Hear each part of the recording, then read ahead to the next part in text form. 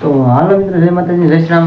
સ્વાગત છે તમારા નવા વિડીયો પર. આજે ફરી એકવાર નવો બ્લોગ બનાવવા માટે આવી ગયા છે. જો મઢે છે બરોબર, કારણ કે આજે છે 28 સપ્ટેમ્બર ને આજે મારો જન્મદિવસ છે. તમે आज तेरा बर्थडे है, केक खा, बेकरी जा और बेकरी से केक लेके आ, केक खा.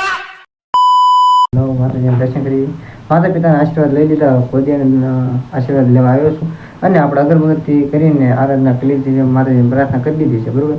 તો આજે જન્મદિવસ છે, માતાજીને પગે લાગવા હતા. અહીંયા હનુમાનજી મઢિયા જવાનું છે બરોબર.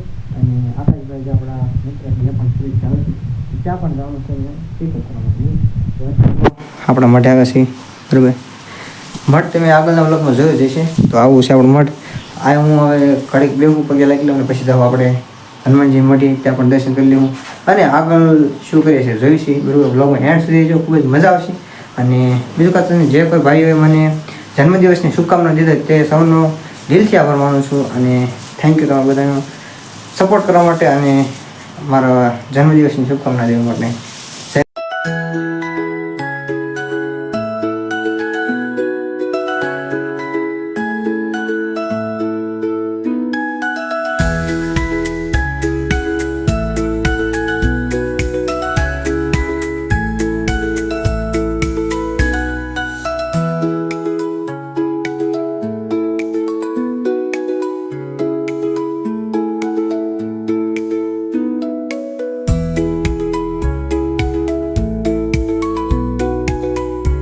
તો જો મિત્રો, અત્યારે મઢે ને હનુમાનજી જવાનું બની હતું, કારણ કે જો સાટા શરૂ થઈ ગયા, પલ્લી ગયો છું. તો બીજું કાંઈ નહીં, બ્લોગમાં એન્ડ સુધી રહેજો. આકાશભાઈ ગયા છે તો ક્યાંક રખડવા જવાનું પણ થશે. બ્લોગમાં એન્ડ સુધી રહેજો, ખૂબ જ મજા આવશે. અને વરસાદ શરૂ છે તો જોયું છે આપણો જન્મદિવસ કેવો ઉજવાય છે અને કેવો નહીં. પછી ચેનલ પર ન હોય તો સબસ્ક્રાઈબ કરી લેજો અને વિડીયોને લાઈક કરી દેજો. નવરાત્રિનો પણ રાતે વિડીયો આવશે બરાબર. બ્લોગ તો નહીં કહેવાય પણ વિડીયો તો આવશે. ચાલો બ્લોગમાં એન્ડ સુધી રહેજો. ચાલો મિત્રો, અહીંયા સુધીનો આપણો નાનો એવો બ્લોગ વિડીયો હતો. તમે કહેશો કે એટલો જ બ્લોગ વિડીયો હતો, કારણ કે ભાઈ બહાર વરસાદ આવતો હતો એ પણ તમને દેખાડો. અને પછી વરસાદ થોડોક વધી પણ ગયો હતો અને આપણે જલેબી ખાધી તો ઉધરા થઈ ગઈ બરોબર.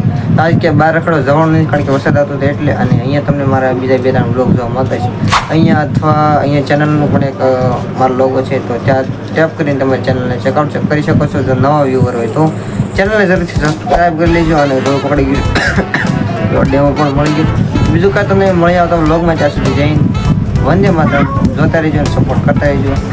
જય માતાજી.